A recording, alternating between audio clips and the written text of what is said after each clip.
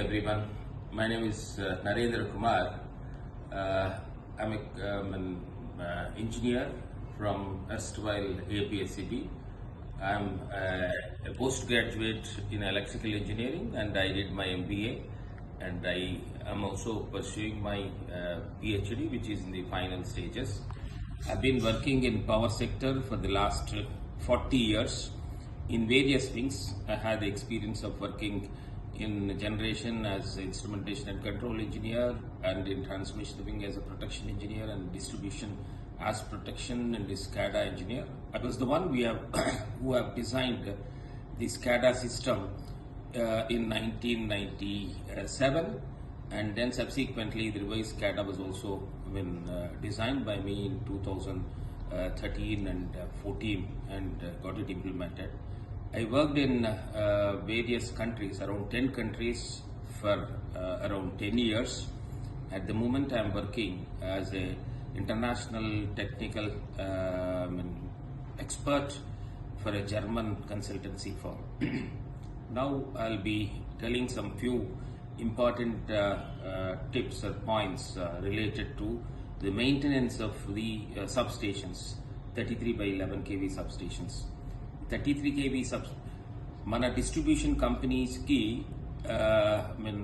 Source of power is from transmission substations. వాళ్ళ 132 by 33 kV సబ్స్టేషన్లో 33 kV out going AB switch నుంచి అది distribution company పరిధిలోకి వస్తుంది. ఆ 33 kV లైన్స్ అండ్ మనము ఆ 33 kV లైన్ మన sub stations 33 by 11 kV sub stations వరకు పట్టుకొచ్చి అక్కడి నుంచి దాన్ని ఫర్దర్గా 11 kVకి వోల్టేజ్ తగ్గించి దెన్ ఆ 11 kV లైన్స్ ద్వారా మన డిస్ట్రిబ్యూషన్ ట్రాన్స్ఫార్మర్స్కు ఫీడ్ చేస్తూ మనం కన్స్యూమర్కి సర్వీసెస్ ఎక్స్టెండ్ చేస్తుంటాం. సో ఈ దీంట్లో మన ఈ నెట్వర్క్లో 33 by 11 kV సబ్స్టేషన్స్ చాలా ఇంపార్టెంట్ రోల్ ప్లే చేస్తాయి. మన 33 kV సబ్స్టేషన్లో వేరియస్ ఎక్విప్మెంట్ ఉంటుంది. 33 kV సప్లై వచ్చిన తర్వాత అది 11 kVకి తగ్గించాలనుకుంటే పవర్ ట్రాన్స్ఫార్మర్స్ చాలా ఇంపార్టెంట్ రోల్ ప్లే చేస్తుంటాయి. వాటితో పాటు ఈ పవర్ ట్రాన్స్ఫార్మర్స్కి supply input side HV side అంటాం 33 kVది. అది ట్రాన్స్ఫార్మర్కి వచ్చే ముందు వేరియస్ ఎక్విప్మెంట్ ద్వారా వస్తుంది. ఎప్పుడైతే 33 by 11 kV సబ్స్టేషన్లో 33 kV లైన్ ల్యాండ్ అవుతుందో అక్కడి నుంచి ఆ ఇన్కమింగ్ సైడ్ మనం లైట్నింగ్ అరెస్టర్స్ పెడతాము. దాని తర్వాత ఏబీ స్విచెస్ ఉంటాయి. దాని తర్వాత బస్ బార్కి వెళ్తుంది. దాని తర్వాత బ్రేకర్స్కి వెళ్తుంది, ఇన్కమింగ్ బ్రేకర్స్కి. అక్కడి నుంచి సిటీస్కి వెళ్తుంది. అక్కడి నుంచి మన పవర్ ట్రాన్స్ఫార్మర్కి వస్తుంది. సో ఈ విధంగా హెచ్వి సైడు, ఎల్వి సైడు మనకు various other equipment apart from power transformers ఉంటాయి. అవి సర్క్యూట్ బ్రేకర్స్ కావచ్చు, లైట్నింగ్ అరెస్టర్స్ కావచ్చు, సిటీస్ కావచ్చు, పీటీస్ కావచ్చు, ఏబీ స్విచెస్ కావచ్చు, పవర్ ట్రాన్స్ఫార్మర్స్ ఇవన్నీ ఉంటాయి. సో వీటన్నిటినీ కూడా మనము చాలా కేర్ఫుల్గా చూసుకోవాలి. వాటి నుంచి మనము మ్యాక్సిమం అవుట్పుట్ ఎక్స్ట్రాక్ట్ చేయాలనుకుంటే, నాట్ ఓన్లీ దట్, ఈ సేఫ్టీ పరంగా కూడా మనము చాలా జాగ్రత్తలు తీసుకోవాల్సి వస్తుంది 33 by 11 kV సబ్స్టేషన్స్లో. సో 33 by 11 kV సబ్స్టేషన్లో మీరు ఏబీ స్విచెస్ మెయింటైన్ చేయాల్సి వస్తుంది యాజ్ పర్ ద షెడ్యూల్. ప్రతి ఎక్విప్మెంట్కి షెడ్యూల్స్ అని ఉంటాయి. మనం ఎవ్రీడే చూసుకోవాల్సింది పవర్ ట్రాన్స్ఫార్మర్లో వాటి వైండింగ్ టెంపరేచర్లు, ఆయిల్ టెంపరేచర్లు, OLTC tap positions, then HV side, LV side, load, ఇవన్నీ కంటిన్యూస్గా మానిటర్ చేస్తూ ఉండాలి for the healthiness of the power transformer as well as load అనేది ఏ విధంగా వేరీ అవుతుంది అది తెలుసుకోవడానికి. ఆ ఫీడ్బ్యాక్ ఉన్నప్పుడే మనము ఫర్దర్గా ట్రాన్స్ఫార్మర్స్ ఆర్గ్యుమెంట్ చేయడమో, లేకపోతే నంబర్ ఆఫ్ ట్రాన్స్ఫార్మర్స్ ఇంక్రీజ్ చేయడమో, లేకపోతే కొత్త సబ్స్టేషన్స్ కట్టడమో, ఈ ఇన్ఫర్మేషన్ అంతా కూడా వస్తుంది వాటిలోంచి. అందుకని ఇవన్నీ కూడా మనం మానిటర్ చేస్తుండాలి. ఇవి మానిటర్ చేస్తున్న ఈ ప్రాసెస్లో ఈ ఎక్విప్మెంట్ అన్నిటిని కూడా మెయింటైన్ చేయాల్సి వస్తూ ఉంటుంది. సో ఏబీ స్విచెస్ని మీరు ఏమేమి మెయింటైన్ చేస్తారు అవన్నీ తెలుసుకోవాలి. అక్కడ నుంచి స్టార్ట్ అవుతుంది కాబట్టి లైట్నింగ్ అరెస్టర్స్ జస్ట్ మనం ఒకసారి ఆ ఇన్సులేటర్స్ అవన్నీ అప్పుడప్పుడు క్లీన్ చేసుకుంటూ ఉండాలి. బికాస్ ఈ డస్ట్ ఇవన్నీ కూడా వేరియస్ ఇన్సులేటర్స్ మీద అక్యుములేట్ అవుతుంటుంది.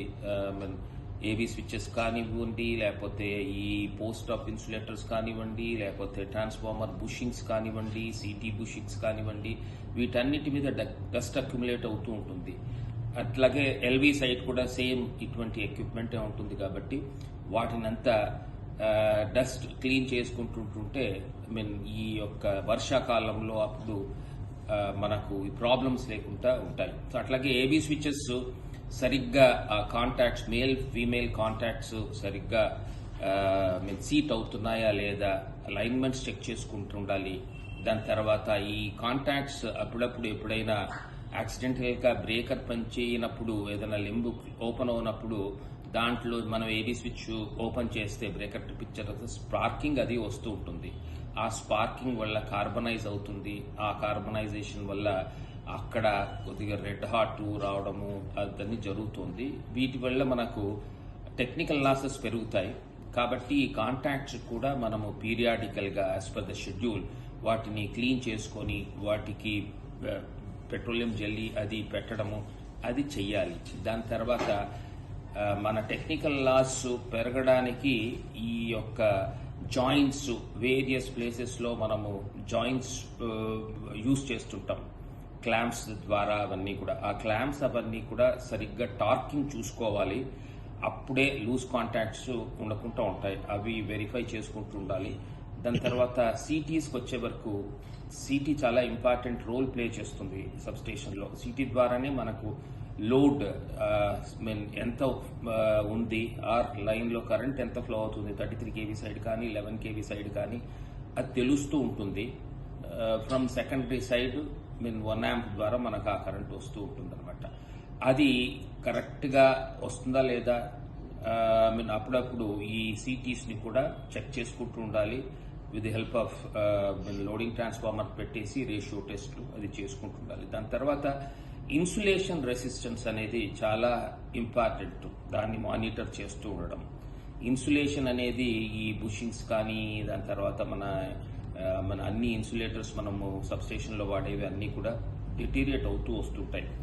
వాటి యొక్క ఇన్సులేషన్ కానీ రిక్వైర్డ్ రేటెడ్ ఇన్సులేషన్ వాల్యూ కన్నా as a thumb rule 1 kV of వోల్టేజెస్కి 2 megohms ఆఫ్ ఇన్సులేషన్ ఉండాలి అట్ ఎ గివెన్ టెంపరేచర్. అది టెంపరేచర్స్ దానికి రెడ్యూస్ చేసి అక్కడ క్యాల్కులేట్ చేసుకొని చూసుకోవాల్సి వస్తుంది. సో ఈ ఇన్సులేషన్ వాల్యూస్ బాగున్నాయా లేదా అని కూడా చెక్ చేసుకుంటూ ఉండాలి as part of substation maintenance భాగంగా. సో దాని తర్వాత సిటీలు బ్లాస్ట్ అవుతూ వస్తుంటుంటాయి, ఎక్స్ప్లోడ్ అవుతూ ఉంటాయి. దట్ ఈస్ మేజర్ రీజన్ ఏంటంటే సెకండరీ సైడ్ ఓపెన్ సర్క్యూట్ అయిపోతే సిటీ ఎక్స్ప్లోడ్ అవుతూ వస్తుంటుంది అనమాట, హై వోల్టేజ్ రావడం వల్ల. సో ఈ కనెక్షన్స్ అన్ని సిటీ సెకండరీ నుంచి చాలా ప్లేసెస్కి ఈ కనెక్షన్స్ మనం తీసుకుంటాం. అది సిటీ సెకండరీ టెర్మినల్ నుంచి మార్షలింగ్ బాక్స్ వస్తుంది. మార్షలింగ్ బాక్స్ నుంచి త్రూ కేబుల్ మనం కంట్రోల్ రూమ్కి కంట్రోల్ ప్యానల్స్కి తీసుకెళ్తుంటాం. అక్కడ టెర్మినేషన్స్ చేస్తుంటుంటాం చాలా ప్లేస్. దాని తర్వాత అది అమ్మీటర్కి వెళ్తుంది, through a selector switch energy మీటర్స్కి వెళ్తుంది. సో ఇన్ని ప్లేసెస్లో ఇది హాప్ అవుతూ ఉంటుంది. కాబట్టి ఈ ప్లేసెస్లో ఎక్కడ ఏదైనా లూజ్ కనెక్షన్ ఉన్నా కూడా సెకండరీ సైడ్ అది సిటీనే ఎక్స్ప్లోడ్ చేసే ఛాన్సెస్ ఉంటుంటాయి. కాబట్టి ఈ కనెక్షన్స్ అన్ని మనము బాగా టైట్గా ఉన్నాయా లేదా అది చూసుకుంటుండాలి as part of this maintenance.